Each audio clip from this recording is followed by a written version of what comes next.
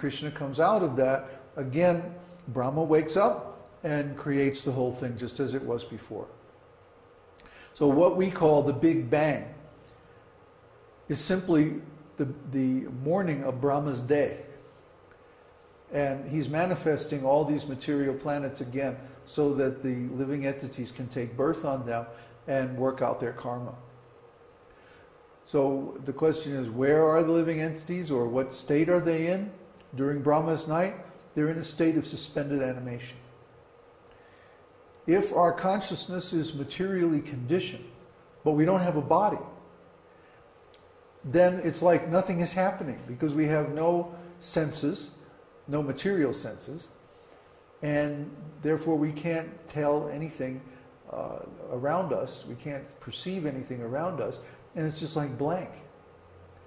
For example, if you go in a sensory deprivation chamber, there's no way to tell how much time is passing, because there's nothing going on. It's silent, you can't even hear your own heartbeat, it's dark, you can't see anything, there's no perceptions.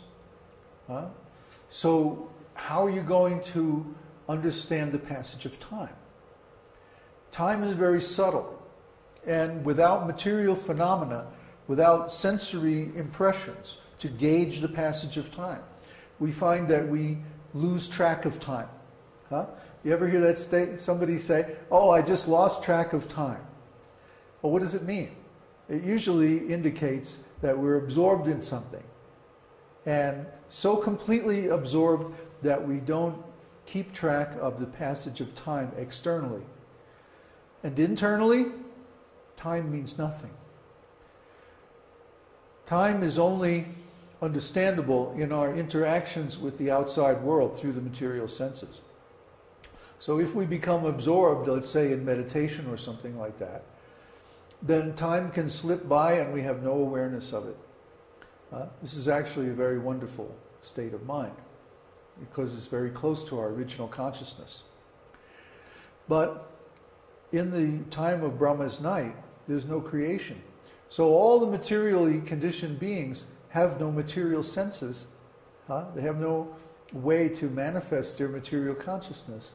So to them, it's just like they're in a state of suspended animation, and the time slips by and nothing is going on.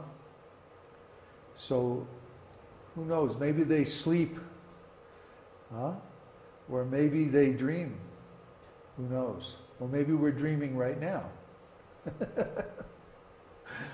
But one thing that we can be sure of is that there is no opportunity to attain self-realization during Brahma's night.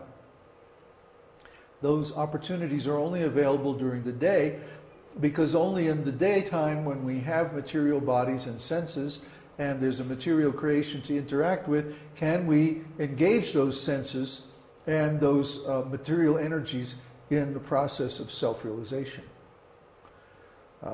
So Brahma's day is actually far more auspicious for the living entities than the night, because we have the opportunity to perform bhakti yoga.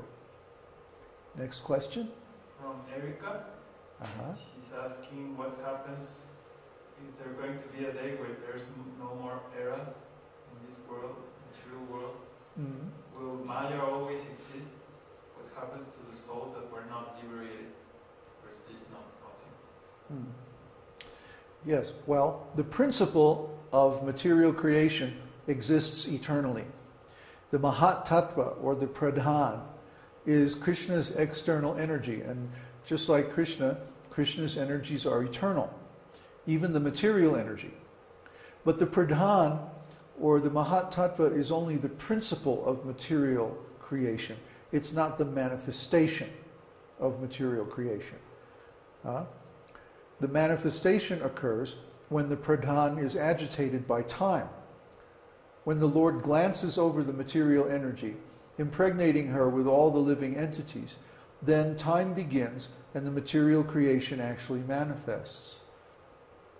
So when the living entities, or rather when the time of the manifestation of the material creation is complete, the Lord withdraws his potency back into himself from the material creation. In other words, the living entities are reabsorbed back into the Lord. They don't lose their identity because they're eternal. But because they're in material conditioned consciousness, without a material manifestation, just like during the night of Brahma, they have no material bodies or material senses, so they can't do anything. They can't perceive anything.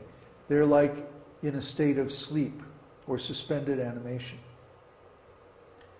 That's all we know about that. It's a very obscure, very, there's not much said about it in the Vedas.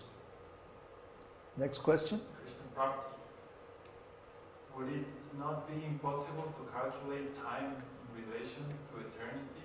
No way of pinpointing a specific time? No beginning and no end? That's right.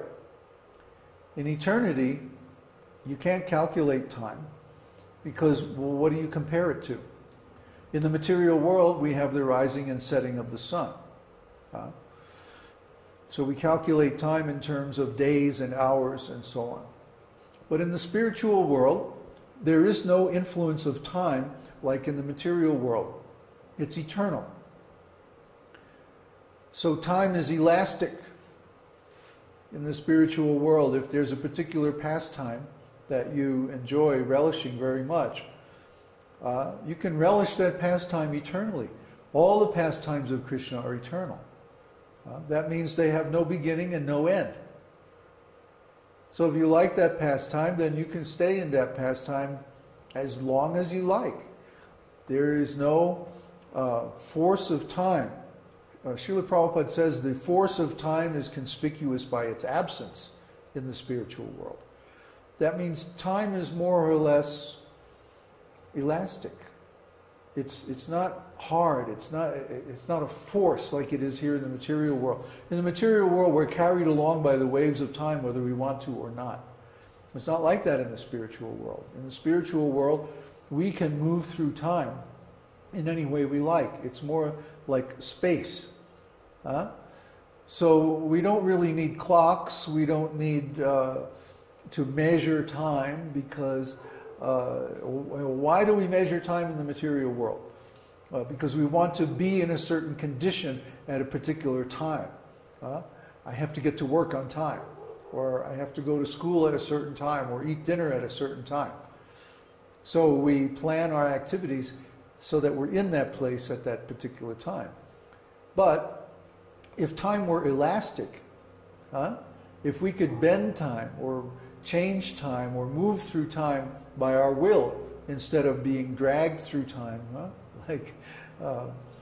by force, then there would be no need for clocks and watches because we can go to whatever time we want and simply hang out there. That's what it's like in the spiritual world.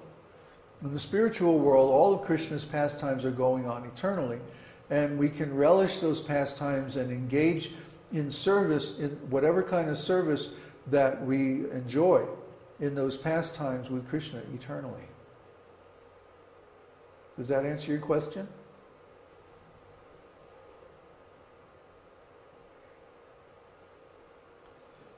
Yeah? Okay. Another question? No other question? There's one From Neva? Is there a benefit of visiting places of pilgrimage like Vrindavan, even though our consciousness is not purified, to be able to appreciate them transcendentally? Well, yes, of course. The places of pilgrimage are praised in the scriptures as being the birthplaces of devotion, especially Vrindavan. It's stated in the Shastras that if someone goes to Vrindavan for 2 weeks, or even 3 days, or even an hour, that this is the beginning of their devotion to Lord Krishna. So certainly if one has the chance, one should go to Vrindavan. Like if you go home to India to visit your parents next year, you should definitely make, at least, hop on the Taj Express and go up to, don't go to Agra, go to Mathura and visit Vrindavan. even if you only stay one day. Because just by being in Vrindavan, you will absorb the mood of love of Krishna. You'll absorb the mood of the gopis. You'll feel it. It's in the air, it's in the water, it's in the ground, it's everywhere. And you certainly feel it when as soon as you get off the train and get on a tanga or go over to Vrindavan. You have to cross the Jamuna. Usually people take a horse cart or tanga, and it's very nice. Any of the 12 forests of Vrindavan, they're all places of wonderful pastimes. When Dhruva Maharaj wanted to see God, Dhruva Maharaj got cheated out of his kingdom because his father married a younger second wife who became very influential over him. He was a little bit